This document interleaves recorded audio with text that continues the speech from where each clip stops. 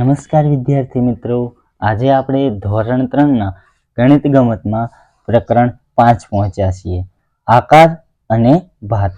તો સૌપ્રથમ જ્યારે આ ચેપ્ટરની શરૂઆત કરીએ છીએ તેમાં એક પ્રવૃત્તિ આપેલી છે કે ક્લેપર બનાવો. તો સૌપ્રથમ શું કરવાનું છે, તમારે એક કાગળ લેવાનો છે. આ રીતના કાગળ લેવાનો છે, પછી એના વચ્ચેથી ભાગ કરવાના છે અને વચ્ચેનો ભાગ કરી અને આ બાજુ આપણે આને વાળી દેવાનો છે અડધેથી. પછી એ રીતના એ ભાગ વાળી દેવાનો છે અને આ ભાગ આપણે કટ કરી નાખવાનો છે, એટલે આ રીતનું બની જશે. આ રીતનું બની જશે પછી શું કરવાનું છે, તમારે અહીંયા વચ્ચેથી કાપી નાખવાનું છે અને આ રીતના વાળી દેવાનું છે. એ રીતના વાળી દેશું પછી જો આ રીતના તમારે વચ્ચેથી પછી ખેંચવાનું છે, એટલે આ રીતના ફટાક દઈને અવાજ આવશે. આ રીતના તમારે આ કાગળની પ્રવૃત્તિ કરવાની છે. આકારો સાથે ગમ્મત. નીચેની સૂચનાઓનું પાલન કરીને વિદૂષક એટલે રંગલામાં રંગ પૂરો. તો સૌપ્રથમ શું કરવાનું છે, તમારે ત્રિકોણ હોય ત્યાં લાલ રંગ, ચોરસ હોય ત્યાં પીળો રંગ અને વર્તુળ હોય ત્યાં લીલો રંગ અને લંબચોરસ હોય ત્યાં વાદળી રંગ પૂરવાના છે. તો સૌપ્રથમ તમારે શું કરવાનું છે, આ રંગલામાં તમારે રંગ બધે પૂરવાના છે. અહીંયા મેં રંગ પૂરેલા નથી, પણ જે ઉપર કીધા છે, જો અહીંયા ત્રિકોણ છે તો ત્રિકોણમાં તમારે કયો રંગ પૂરવાનો? લાલ, એટલે અહીંયા તમારે લાલ રંગ પૂરવાનો છે. એ જ રીતના વર્તુળ હોય તો વર્તુળમાં તમારે લીલો. એ જ રીતના આ બધા આકારોમાં તમારે આ 4 રંગ પૂરવાના છે. નીચેની આકૃતિઓમાં કેટલા ત્રિકોણ છે એ તમારે કહેવાના છે. તો આકૃતિ A, B અને C એમ 3 આકૃતિ આપેલી છે અને એમાં ત્રિકોણની સંખ્યા પૂછેલી છે. તો સૌપ્રથમ શું કરવાનું છે, આમાં કેટલા ત્રિકોણ છે તો જોઈ લો. અહીંયા આપણે આમ લખી નાખજો ક્રમ લખવાય તો ક્રમ, નહીં ત્યારે આમ નામ ગણી નાખવાના. આ એક થઈ ગયો ત્રિકોણ, જો આ ત્રિકોણ. એ જ રીતના આ 2, આ 3, આ 4, આ 5, આ 6, આ 7 અને 8 ત્રિકોણ થઈ ગયા છે. તો સૌપ્રથમ જો 8 ત્રિકોણ નાના નાના થઈ ગયા. હવે એક આ ત્રિકોણ મોટો લઈ લેવાનો, 8 એટલે આ 9 ત્રિકોણ. એ જ રીતના સામેની સાઈડ એટલે આ 10 થઈ જશે, આ સામેની સાઈડ. હવે એ જ રીતના 10 થઈ ગયા પછી હવે આ એક ત્રિકોણ લઈ લેવાનો, આ ત્રિકોણ એટલે કેટલા? 10 ને 1 11. એ જ રીતના સામેનો એટલે કેટલા થઈ જશે ત્રિકોણ? ટોટલ 12 ત્રિકોણ થઈ જશે. એ જ રીતના આ આકૃતિમાં સૌપ્રથમ જો અહીંયા 1, આ 2, આ 3 અને આ 4, જો આ ત્રિકોણ જ છે. 3, 5, 4 થઈ ગયા, આ 5. એ જ રીતના આ 6, આ 7 અને 8 ત્રિકોણ થઈ ગયા. હવે સૌપ્રથમ જો 8 ત્રિકોણ થઈ ગયા છે.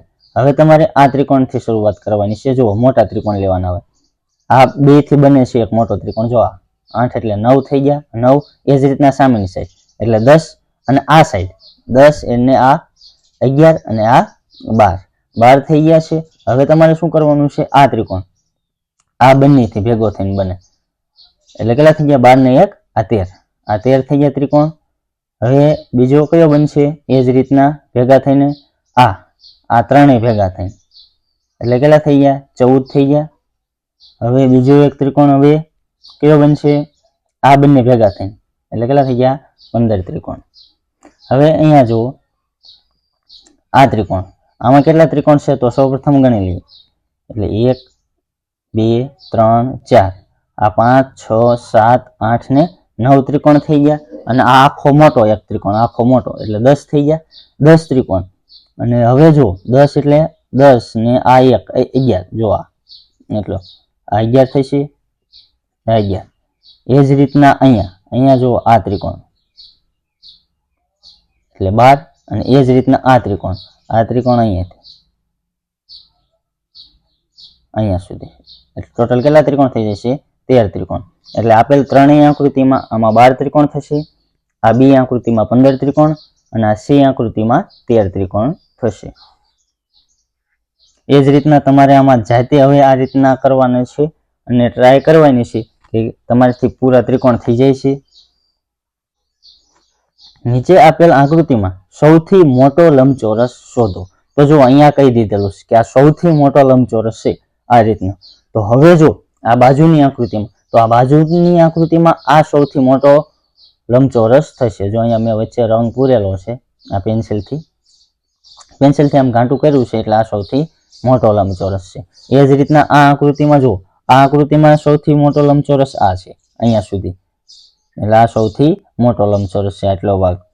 એ જ રીતના અહીંયા જો સૌથી મોટો લંબચોરસ અહીંયા છે, અહીંયા પણ છે પણ એના કરતા આ થોડો વધારે મોટો છે.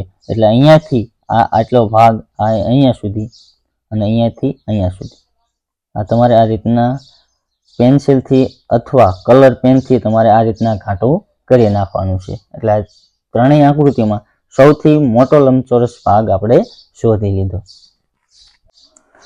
ધાર અને ખૂણા.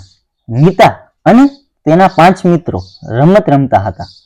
ટીંકુની આંખે પાટો બાંધ્યો હતો અને તેણે પોતાની ઈચ્છા થાય ત્યાં સુધી તાળી પાડવાની હતી. જ્યારે બાકીના ટેબલની આજુબાજુ ભમતા હશે. એક ક્ષણે ટીંકુએ તાળી પાડવાનું બંધ કર્યું અને દરેક જણ જ્યાં હતા ત્યાં ઊભા રહ્યા હશે. જે બાળક ખૂણા પાસે ન હોય તે આઉટ થયો હશે. પછી તેની આંખે પાટો બાંધ્યો હશે. તો સૌપ્રથમ જો આ ખૂણા છે, જો આ ટેબલના ચારેય ખૂણા છે. આ ગુડ્ડું એ ખૂણે છે નહીં. તો હવે આમાંથી પ્રશ્ન પૂછેલા છે એના આપણે જવાબ આપીશું. એમાં પહેલો પ્રશ્ન છે કે ઉપર આપેલ ચિત્રને જોઈને તમે કહી શકશો કે કોણ આઉટ છે? તો આપણે કહી શકીએ હા, ગુડ્ડુ. ગુડ્ડુ ક્યાં ઊભી છે? તો ટેબલની કિનારીએ ઊભી છે, ખૂણે ઊભી નથી. ત્રીજો, આ રમત ગોળ ટેબલની આજુબાજુમાં રમી શકાય? તો ના, આપણે ગોળ ટેબલની આજુબાજુ રમી શકીએ નહીં. તો કીધું છે શા માટે? કારણ કે તેને ખૂણા હોતા નથી. ગોળ ટેબલ હોય એને ખૂણા હોય નહીં. આપણી આજુબાજુની ઘણી વસ્તુઓની સીધી ધાર હોય છે. દાખલા તરીકે જો અહીંયા પુસ્તક છે તો પુસ્તકને આ ધાર છે કે નહીં? અને ધાર કહેવાય. એ જ રીતના ખુરશી, તો આ ખુરશીને શું કહેવાય? આ ધાર કહેવાય. એ જ રીતના આ પતંગ છે, પતંગને પણ આ ધાર છે. અને બીજી તમે પણ વસ્તુ અહીંયા ઉદાહરણ તરીકે લખી શકો જે તમને યાદ આવે એ. કેટલીક વસ્તુઓની ધાર વક્ર હોય છે. દાખલા તરીકે જો અહીંયા પૈડા આપેલું છે તો પૈડાના ધાર છે. એ જ રીતના અહીંયા પણ જો ગોળ ધાર છે. હવે શું કીધું છે કે તમારી આજુબાજુ જુઓ અને સીધી અને વક્ર ધાર વાળી વસ્તુઓ જુદી પાડો. તો સૌપ્રથમ સીધી ધાર હોય તો પાટલી હોય. જો અહીંયા મેં આમ ઊભું લખ્યું છે કે પાટલી હોય એની સીધી ધાર હોય. સાપુ, ટેબલ, બ્લેકબોર્ડ, બારણું, બારી એ બધાને કેવી ધાર હોય? સીધી. હવે વક્ર ધાર કોને હોય? તો સિક્કો હોય એને, બોલ, પછી લીંબુ હોય એને, સફરજન, પાંદડું, વાટકો, આ બધાને શું હોય? વક્ર ધાર હોય. હવે બીજો પ્રશ્ન કીધો છે કે સીધી ધાર વાળી વસ્તુઓને ખૂણા હોય? સીધી ધાર હોય એને વસ્તુને ખૂણા હોય? તો કે હા, કારણ કે તમે ઉદાહરણ તરીકે પાટલી લઈ લો તો પાટલીની ધાર હોય. એ રીતના સાપુ, ટેબલ એ બધાને શું હોય? ધાર હોય. હવે વક્ર ધાર વાળી વસ્તુઓને ખૂણા હોય છે? તો વક્ર ધાર વાળી આપણે લઈ લો, વાટકો લઈ લો કે સિક્કો લઈ લો અથવા બોલ લઈ લો, લીંબુ લઈ લો, એને હોય નહીં. તો ચોથો પ્રશ્ન, જેની સીધી ધાર અને વક્ર ધાર બંને હોય તેવી વસ્તુ શોધવા પ્રયત્ન કરો. તો સૌપ્રથમ જુઓ પંખો. પંખામાં પાંખ્યા હોય એ સીધી ધાર હોય. પછી જે વચ્ચેનું ગોળ હોય એને કેવા હોય? વક્ર ધાર. એ જ રીતના પર્સ હોય અથવા પાકીટ હોય, કાર હોય, સ્ક્રુડ્રાઈવર હોય. હવે તમારે પ્રવૃત્તિ કરવાની છે કે કાગળનો લંબચોરસ ટુકડો લો, તેના ખૂણા ગણો. તો સૌપ્રથમ કાગળનો લંબચોરસ ટુકડો લેશો તો એને કેટલા ખૂણા હોય? 4 ખૂણા હોય. અથવા ઉદાહરણ તરીકે જો અહીંયા તમને કહું કે આ લંબચોરસનો ટુકડો છે તો લંબચોરસના ટુકડાને કેટલા ખૂણા હોય? તો અહીંયા જુઓ, એક આ ખૂણો, આ 2, પછી આ ત્રીજો અને આ 4 ખૂણા હોય. હવે તેના એક ખૂણાને વાળી દો. એટલે જો કે આ રીતના આ વાળેલું છે એમ. હવે તેને કેટલા ખૂણા છે? તો આપણે કહી શકીએ 5 ખૂણા. કેમ? જો ગણો, અહીંયા 1, એ જ રીતના 2, 3, અહીંયા 4 અને 5. કેટલા ખૂણા થઈ ગયા? 5 ખૂણા. હવે નીચેના ખૂણાઓ વાળીને તમે કેટલા ખૂણા મળશે? તો 2 ખૂણા વાળો. જો અહીંયા એ જ રીતના અહીંયા એક ખૂણો વાળેલો છે તો કેટલા થયા ખૂણા? તો 5 ખૂણા. એ જ રીતના હવે આપણે પ્રવૃત્તિ કરીએ એક કાગળની. તો જો હવે અહીંયા આ એક ખૂણો વાળેલો છે તો હવે કેટલા ખૂણા વાળવાના છે? 2. તો કેટલા થશે એ આપણે શોધવાનું છે. સૌપ્રથમ જો અહીંયા વાળી દઉં 2. તો હવે 2 ખૂણા વાળો તો કેટલા થશે? જો અહીંયા 1, આ 2, અહીંયા 3 અને 4 અને અહીંયા 5 અને 6 ખૂણા. તો કેટલા ખૂણા થયા? 6 ખૂણા.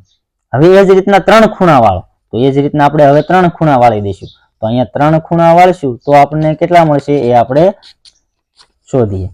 જો 1, 2, 3, 4, 5, 6 અને 7. તો આપણને 7 ખૂણા મળશે. એ જ રીતના 4 ખૂણા વાળો તો અહીં 4 ખૂણા વાળશો તો કેટલા મળશે? હવે ગણીજો. જો 1, અહીંયા 2, એ જ રીતના અહીંયા 3, અહીંયા 4, અહીંયા 5, 6, અહીંયા 7 અને 8. તો કેટલા ખૂણા મળ્યા? 8 ખૂણા મળ્યા. આ કાગળની એવી રીતે વાળી શકશો કે તેને માત્ર 3 જ ખૂણા હોય? હા, એ રીતના પણ આપણે વાળી શકીએ. તમને ફક્ત 2 ગળી વાળવાની છૂટ છે. તમને કેવો આકાર મળશે? તો આપણે 3 ખૂણા વાળવા હોય તો કેવો આકાર મળે?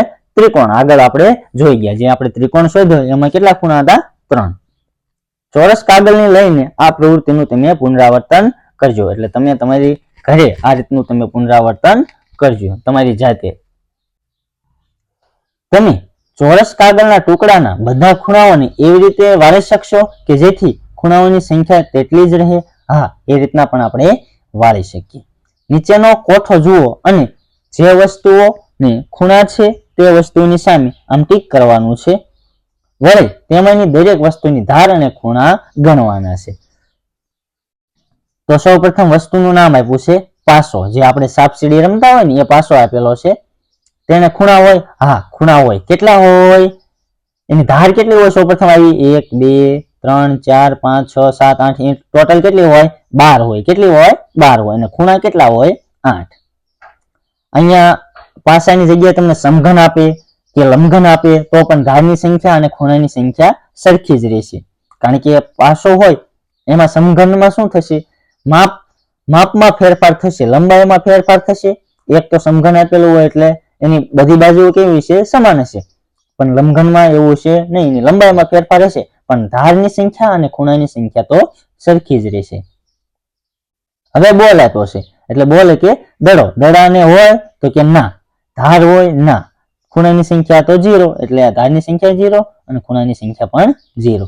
એ જ રીતના રબર. તો રબર જોવો, હા, એ મેં હમણાં એમ જ કીધું સમઘન અને લંબઘન. તો રબર એક લંબઘન જેવું કહેવાય. તો લંબઘનમાં હોય તો ધારની સંખ્યા કેટલી હોય? 12 અને ખૂણાની સંખ્યા કેટલી હોય? 8. હવે ઈંડું. ઈંડું તો કેવું કહેવાય?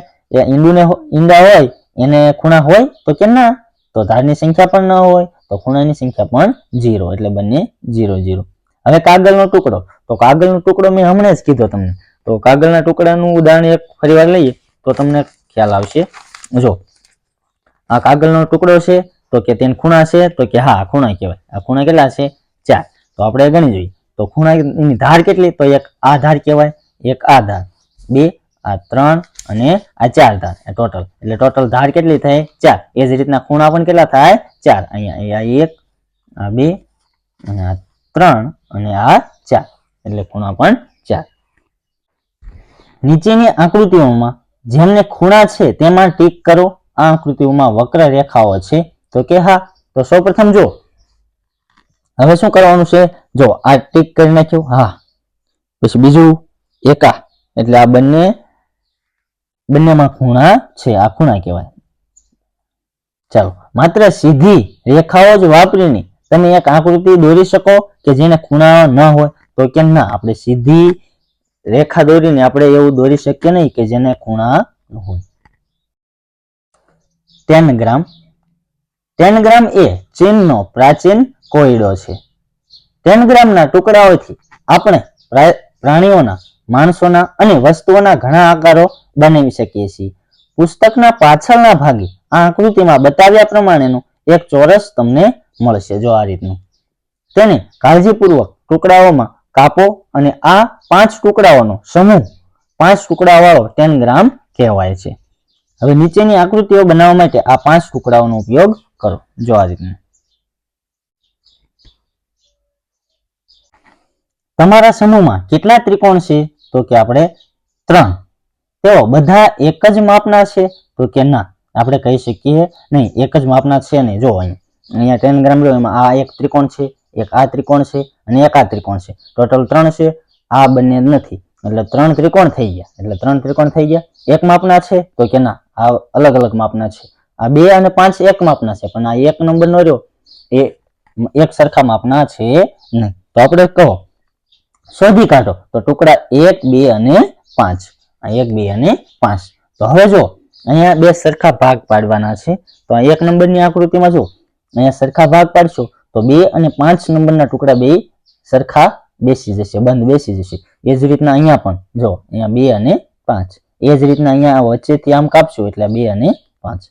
અહીંયા આમ આડું કાપો અથવા આમ પણ કાપો તો પણ ચાલે, પણ અહીંયા તો તમારે ઉપર આમ સીધું જ કાપવું પડશે અને અહીંયા પણ આમ ઉપરથી સીધું. 10 ગ્રામ સમૂહમાં કેટલા 10 ગ્રામ સમૂહમાં રહેલા કયા બે ટુકડાઓ બરાબર એક સરખા છે? તો ટુકડો 2 અને 5. હવે એ જ રીતના ચોથો પ્રશ્ન, સમૂહમાંથી 4 અને 5 નંબરના ટુકડા લો, એટલે 4 નંબરનો અને 5 નંબરનો ટુકડો લેવાનો છે તમારે, એટલે કે આ 4 અને 5. અને ત્રિકોણની કઈ બાજુ ઉપર બીજો ટુકડો જોડી શકશો તે શોધી કાઢો. ચોરસ અહીંયા આ રીતનું, અહીંયા 5 આ રીતના લેવાનો છે અને અહીંયા 4, કારણ કે અહીંયા તમે 1 નંબરનો ટુકડો પણ તમે અહીં ઉપર જોડવું હોય તો જોડી શકો. હવે 5 નંબરનો પ્રશ્ન, તો ટુકડાઓની નીચેની જોડીઓમાંથી મેળ ખાતી એટલે કે અનુરૂપ બાજુઓ શોધો. તો 1 અને 2 નંબરના ટુકડા તમે આપ્યા હોય તો કઈ રીતના કરી શકો? તો ટુકડા 1 ની નાની બાજુ સાથે ટુકડા 2 ની મોટી બાજુ તમારે જોડી દેવાની છે. ટુકડો 1 આપેલો છે અહીંયા, એની આની કઈ બાજુ લેવાની? આની નાની બાજુ એટલે આ બાજુ. આ નાની કહેવાય, આ એક મોટી છે, આ બંને સરખી કહેવાય. આ બંને બે સરખી છે એટલે નાની બાજુ, અને ટુકડા 2 ની મોટી બાજુ એટલે કે આ. 2 અને 4 નંબરના ટુકડામાં તો શું કરવાનું? ટુકડા 4 ની નાની બાજુ લેવાની છે સાથે ટુકડા 2 ની નાની બાજુ, અથવા આની આ રીતે તમે બીજી રીતે પણ કરી શકો કે ટુકડા 4 ની મોટી બાજુ સાથે ટુકડા 2 ની મોટી બાજુ. હવે 1 અને 5 નંબરના ટુકડા, તો 1 નંબરનો હોય તો ટુકડા 1 ની નાની બાજુ સાથે ટુકડા 5 ની સૌથી મોટી બાજુ. જો કીધું છે પેજ નંબર 66 ની આકૃતિ જોવો, એટલે કે આ આકૃતિ.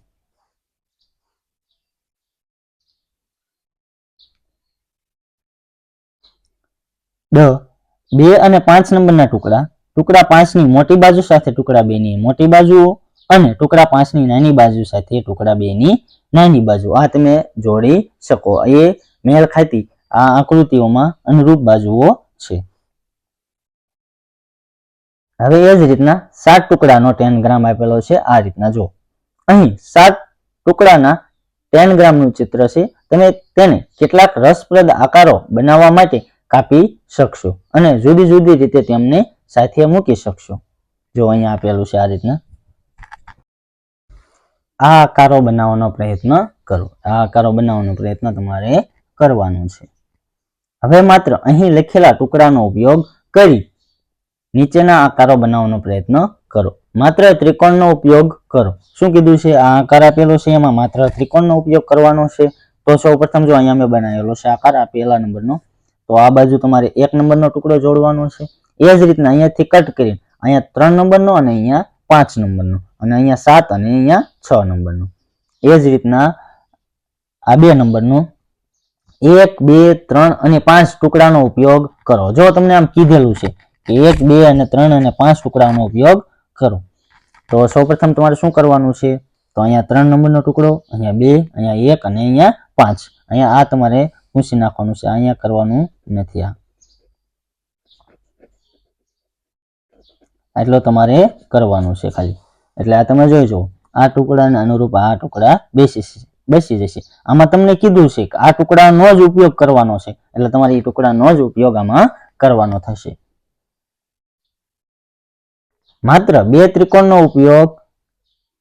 ઉપયોગ કરો. તો સૌપ્રથમ જો અહીંયા 2 ત્રિકોણનો કીધું છે, એટલે 6 અને 7 નંબરના ત્રિકોણનો ઉપયોગ કરી આ રીતના તમે આકાર બનાવી શકો. અહીંયા કીધું છે 1, 2, 3, 4 અને 5 ટુકડાનો ઉપયોગ કરો. એટલે અહીંયા છે તો સૌપ્રથમ અહીંયા ચોરસ 4 નંબરમાં મૂકી દેવાનું, પછી અહીંયા નીચે 5, અહીંયા 2, અહીંયા 1 અને અહીંયા 3, આ રીતનું તમારે કરવાનું છે. વણાટની પેટર્ન એટલે કે ભાત. અંકિત અને સોનુ તેમની કાકી સાથે બજારમાં ગયા. તેમણે ઘણા ગાલીચા જોયા. જો આ રીતના અહીંયા આ ભાત 1 આપી છે, અહીંયા મેં લખેલું છે એટલે કે આ ભાત 1, જો આ એક ભાત. એ જ રીતના આ ભાત બીજી, આ ભાત બીજી, અને એ જ રીતના આ ભાત ત્રીજી, અને આ ભાત 4. વાહ, ઘણા બધા રંગો, ઘણા આકારો, વર્તુળ, ત્રિકોણ, એની ભાત જુઓ. ઘણા આકારો કીધો છે વર્તુળના. જો અહીંયા વર્તુળના પછી બીજા કયા કીધા છે ત્રિકોણના, એ જ રીતના અહીંયા જો ત્રિકોણના. હવે આમાંથી તમને થોડાક પ્રશ્નો પૂછેલા છે, એના જવાબ આપણે દેવાના છે. આ કિનારીઓમાં કયા ભૌમિતિક આકારો તમે ઓળખી શકશો? તમારી નોટબુકમાં તે દોરો. તો સૌપ્રથમ ચાપ, જો આને ચાપ કહેવાય, જો આ રહીને એને ચાપ કહેવાય, આ 1 નંબર આ ચાપ કહેવાય. એ જ રીતના બીજું શું છે વર્તુળ, તો અહીંયા આ વર્તુળ કહેવાય. જો આ શું કહેવાય વર્તુળ, આ કેન્દ્રીય વર્તુળ કહેવાય. આ પણ 3 કેન્દ્રીય વર્તુળ જ કહેવાય. અને બીજું વર્તુળ તમારે જોવું હોય તો આ વર્તુળ, જો આ વર્તુળ. પછી આ કેન્દ્રીય વર્તુળ આવી ગયા, આ અને આ વચ્ચે 2, અહીંયા 1 ચક્કર હોય તો ભલે અને 2 હોય તો ભલે, એ કેન્દ્રીય વર્તુળ કહેવાય. એ જ રીતના ચોરસ, તો સૌપ્રથમ ચોરસ, જો આ ચોરસ છે, આ બધા ચોરસ છે.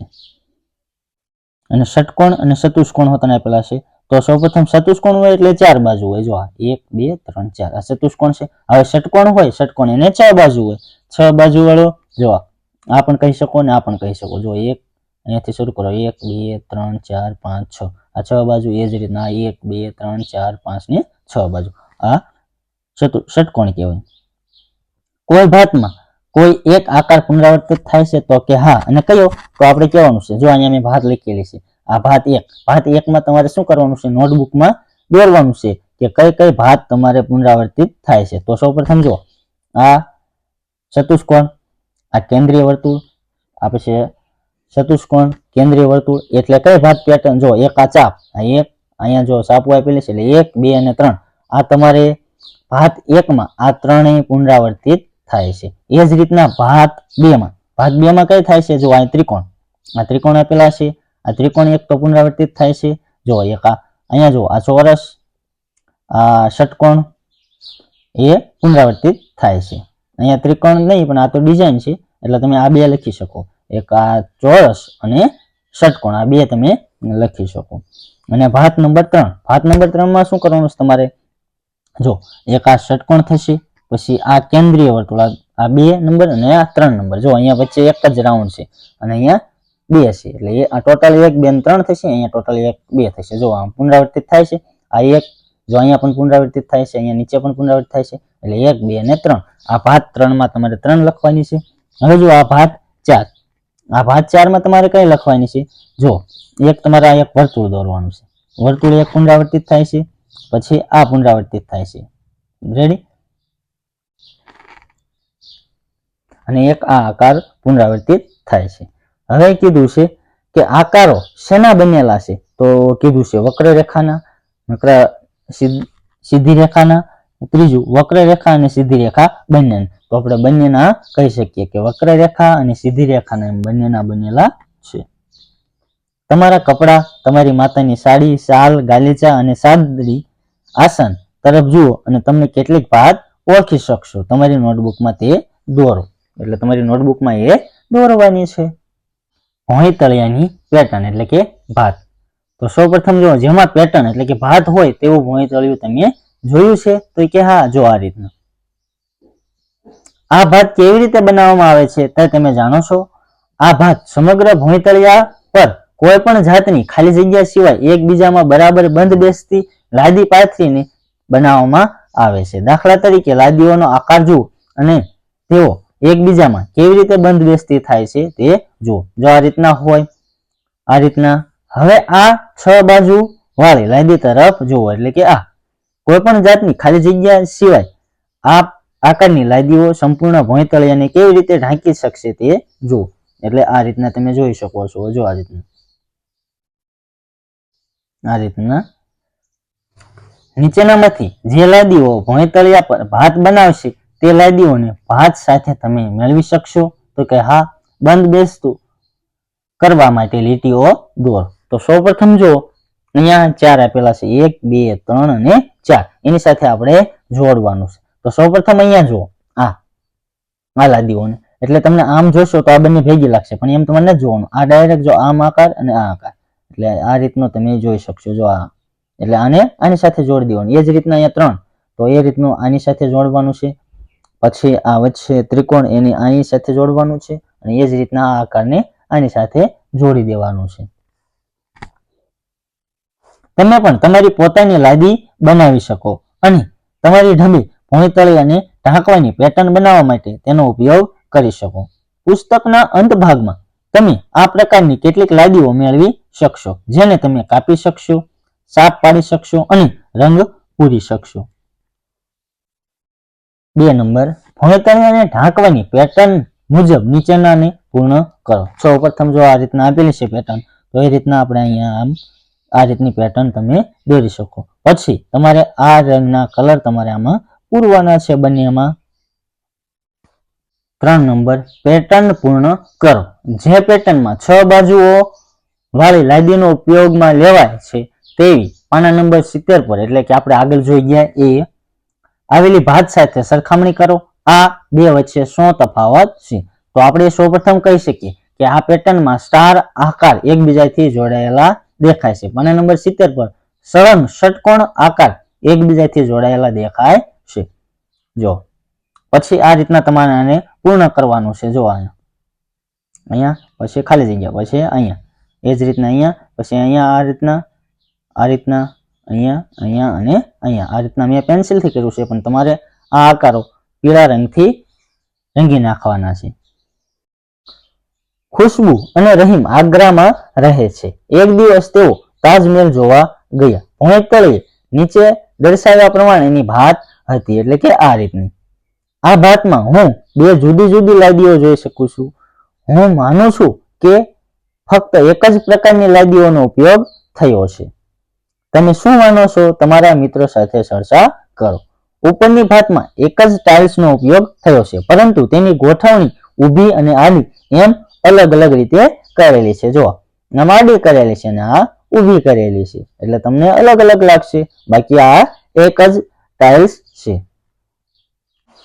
લાદી વડે ભોંયતળિયું ઢાંકો. નીચેની પેટર્નમાં, એટલે કે આ રીતની લાદીમાંથી બનાવવામાં આવી છે. આ પેટર્નમાં 3 પ્રકારના રંગોનો ઉપયોગ કર્યો છે, જેથી તે પગથિયા જેવું દેખાય છે. જો આ રીતના પગથિયા જેવું તમને દેખાય છે.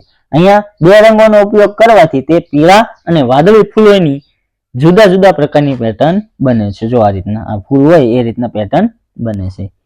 તમારી પોતાની પેટર્ન બનાવવા માટે જુદા જુદા રંગોનું મિશ્રણ વાપરો. એટલે અહીંયા પણ તમે તમારી રીતે અલગ અલગ રીતે આ બંને સિવાયના અલગ તમારે આમાં પેટર્ન વાપરવાની છે અને તમે રંગ પૂરવાના છે અને પેટર્ન બનાવવાની છે.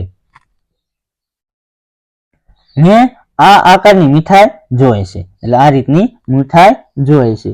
તો સૌપ્રથમ આ આકારોને તમે કોઈ ભાતમાં, દિવાલ, પહેરણ, ટોપલી કે સાદડી પર જોયા છે? તો કે હા, મેં આ આકારો પહેરણ, સાદડી અને મીઠાઈ પર જોયેલા છે. ખજાનાની શોધખોળ. ફ્રેન્ક અને જૂહીની મમ્મીએ તેમના બંને માટે આશ્ચર્યજનક ભેટ સંતાડેલી છે, પરંતુ ખજાનાની શોધખોળ મારફત તેઓ ખજાનો શોધે તેવું તે ઈચ્છે છે. અહીં તેણે કેટલાક સૂચનો લખ્યા છે. તમે જૂહી અને ફ્રેન્કને પોતાની ભેટ શોધવામાં મદદ કરી શકશો. તો સૌપ્રથમ જો અહીંયા આપેલા છે, સૌથી ઊંચા ઝાડની શરૂઆત કરો. તો સૌપ્રથમ આપણે બંને આ સાથે સાથે કરતા જઈએ. તો શું કીધું છે?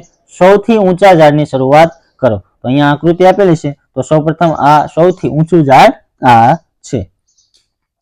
હવે શું કીધું છે કે ચાલવાના રસ્તા પર સીધા જાઓ, એટલે ચાલવાના રસ્તા ઉપર તમારે સીધું જવાનું છે. તો તમારે આ સીધું હાલ્યું જવાનું છે આ રીતના અહીંયા સુધી. પછી શું કીધું છે કે આ ત્રીજો છે, જો છઠ્ઠી લાદીથી ડાબી બાજુ વળો. જો અહીંયાથી તમે આમ ચાલતા જતા હશો તો અહીંયા જો 1 2 3 4 5 ને 6 આમ જતા હશો સીધા, એટલે તમારી ડાબી બાજુ આ થશે, આ જમણી બાજુ થશે, એટલે અહીંયાથી તમારે શું કીધું છે? વળો એમ કીધું છે. અને ચોથું શું કીધું છે? થોડા ડગલા ચાલ્યા પછી તમારી જમણી બાજુએ તમને સોડ મળશે. જો કીધું છે થોડા ખાલશો એટલે આ બાજુ હાલશો એટલે તમારી આ જમણી બાજુ થશે ને આ ડાબી બાજુ થશે. સોડ આપેલો છે. પછી 5 નંબરનું કીધું છે, આ સોડની સૌથી વધુ નજીક રમતા બાળકના પહેરવેશને રંગો. એટલે કીધું છે કે આ સોડ હોય એની સૌથી નજીક હોય, નજીક તો નજીક કયો થશે? આ. એટલે મેં આને પેન્સિલથી આમ રંગી દીધું છે. હવે 6 નંબરનું, સોડથી ફરી ચાલવાનું શરૂ કરો. ફરી વાર તમારે શું કરવાનું? ચાલવાનું શરૂ કરવાનું છે. હવે 7 નંબરનું, ચોથી લાદીએ ફરીથી ડાબી બાજુ વળી જાઓ, એટલે ચોથી લાદીએ એટલે આ 1 2 3 અને 4, અહીંયાથી ફરીથી તમે આ રીતના જતા હશો એટલે આ જમણી બાજુ થશે અને આ ડાબી બાજુ તમારે વળી જવાનું છે. રસ્તામાં તમને ચોથી લાદીનો ખૂણો તૂટેલો દેખાશે, જે તમે ચાલતા જશો એટલે ચોથી લાદીનો ખૂણો તમને તૂટેલો દેખાશે, એટલે કે અહીંયા 1 2 3 અને 4, હા અહીંયા તૂટેલો દેખાય છે. હા, હવે 9 નંબરનું કે જમીન પર પડેલા એક બેટ અને એક બોલ તમે જોશો, તેને ઊંચકશો નહીં. કીધું શું કીધું છે કે જમીન ઉપર બેટ અને બોલ પડ્યા છે, તમારે ઊંચકવાના નથી, માત્ર તેના પર વર્તુળ દોરો. આ રીતનું તમારે વર્તુળ દોરવાનું છે. જો આ રીતનું. હવે કીધું છે આગળ વધો, એટલે અહીંયા કીધું આગળ વધો અને જમણી બાજુ વળો. હવે તમારે આગળ વધશો એટલે હવે તમારી જમણી બાજુ કઈ થશે? આ થશે, એટલે આ જમણી બાજુ આગળ તમારે વધવાનું છે. તમને આંબાનું ઝાડ મળશે, ઝાડ પર થોડી કેરીઓ જોઈ શકશો. જો દેખાય છે કેરીઓ? હા. ઝાડ પરની 11 કેરીને રંગો, એટલે 11 કેરી હોય એને તમારે રંગી નાખવાની છે. આ રીતના પીળો રંગ હોય તો પીળા રંગથી પણ તમે રંગી શકો. એટલે 1 2 3 4 5 6 7 8 9 10 અને 11, અને મેં આ પેન્સિલથી રંગી છે, તમારે રંગોથી રંગવાની છે 11. હવે 12 નંબર, વળી આંબાના ઝાડની નજીક કેટલું ઘાસ દોરો અને ફરીથી રસ્તા પર ચાલવાનું શરૂ કરો. તો શું કીધું છે? અહીંયા થોડું ઘાસ દોરવાનું છે. આ રીતનું જો અહીંયા મેં દોર્યું છે એ રીતનું થોડું ઘાસ દોરવાનું છે.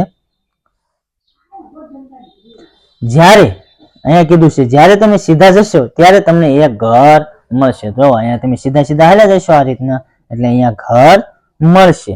હવે 14 નંબરનું કીધું છે કે ઘરની પાછળ એક થેલી છે, થેલી ખોલો અને તેમાં તમને થોડીક મીઠાઈ મળશે. આ જો થોડીક મીઠાઈ મળશે. જો અહીંયા થેલી રહી. તેમની માતાએ બેગમાં શું રાખ્યું હતું તે તમે કહી શકશો? તો આપણે કહી શકીએ ના, આપણે મીઠાઈની થેલી ખોલી નથી એટલે આપણે કહી શકીએ નહીં, પણ કંઈક મીઠાઈ રાખેલી હશે. અહીંયા આપણું આ પ્રકરણ પૂર્ણ થાય છે. જો વિડીયો ગમ્યો હોય તો વિડીયોને લાઈક કરજો, ચેનલને હજુ સુધી સબસ્ક્રાઇબ ન કરી હોય તો ચેનલને સબસ્ક્રાઇબ કરજો અને તમારા મિત્રોને શેર કરજો.